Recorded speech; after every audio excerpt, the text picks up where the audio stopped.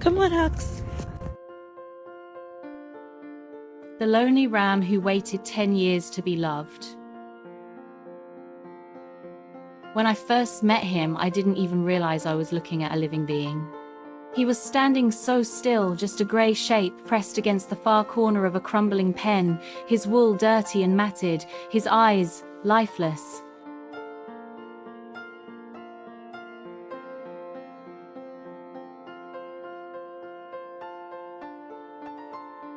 The zookeeper said, "That's Huxley. He's been here for about 10 years, doesn't do much," and then he walked away. 10 years.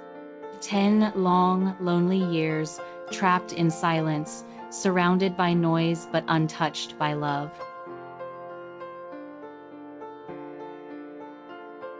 As I stood there, something in me broke.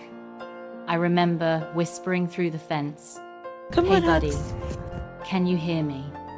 I know, buddy. I love you too. But he didn't move, he didn't even blink. It was as if time had swallowed him whole. Most visitors passed by without a glance. To them, he was just part of the scenery, another forgotten soul in a forgotten cage. But in that moment, I saw him, really saw him. And I made a promise to myself, I will not let him die unseen.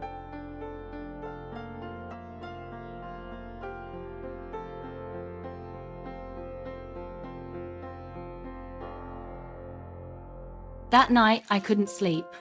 The image of that lonely ram haunted me. 10 years without a friend. 10 winters of cold rain. 10 summers of heat with no shade, no kindness, no voice calling his name. I kept wondering, what must it feel like to be invisible for that long? And deep down, I knew I had to do something.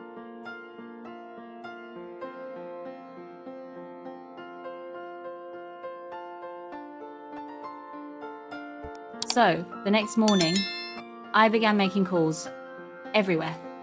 The zoo, the animal rescue board, the county office, anyone who would listen. Most people said, "He's just an old ram, why waste your time?" But they didn't understand it wasn't about saving a sheep, it was about saving a life that had been forgotten.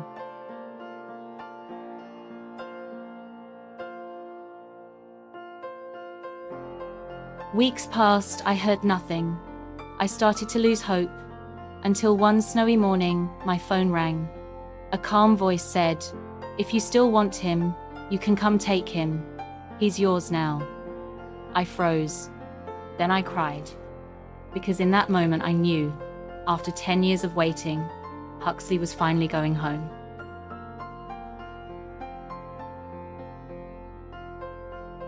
When I arrived, he didn't run or fight, he just stood there, eyes dull, body trembling.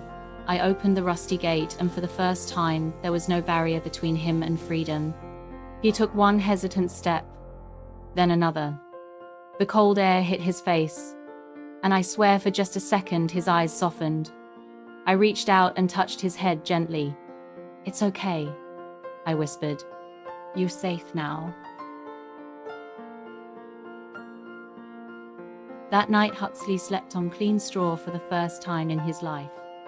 He didn't understand what was happening, the warmth, the quiet, the soft light. But he wasn't scared.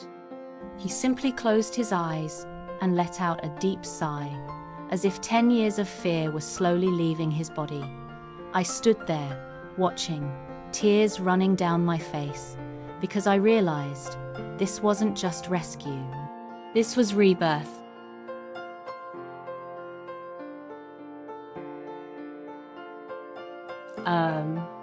The first few weeks were hard. He didn't trust food, he didn't trust hands. Every sudden sound made him freeze. But I talked to him every day.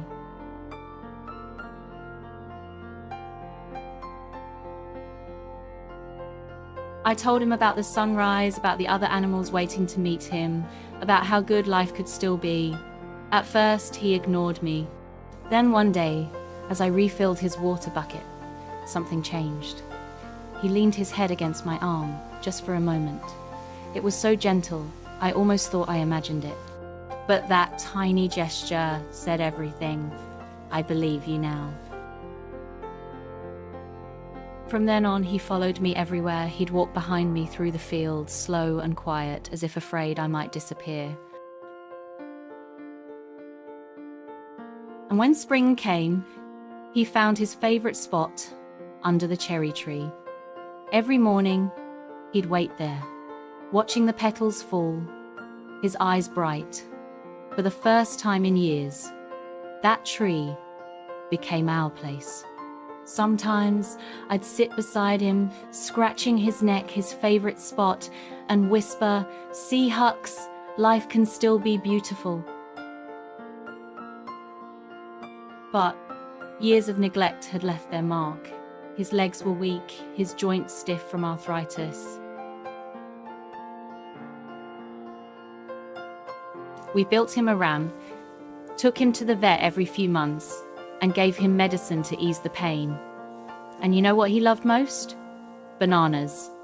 Every time he saw me carrying one, his ears perked up, and he'd let out the softest bleat, his way of saying, "You remembered me." He wasn't the sad ram anymore. He was Huxley, strong, kind, and free.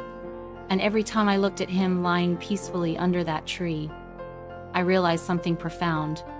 Maybe he wasn't the only one who needed saving. Maybe I did too. Because in giving him love, I learned what it really means to care. It's not about grand gestures or words. It's about showing up every single day, even when no one else does. And sometimes, love doesn't erase the past, but it makes the pain worth surviving. Huxley lived his final years surrounded by warmth, laughter, and peace. When he finally passed, he wasn't alone. He was home. So if you ever think one small act of kindness can't change a life, remember Huxley. Because love, given patiently, can wake even the loneliest heart.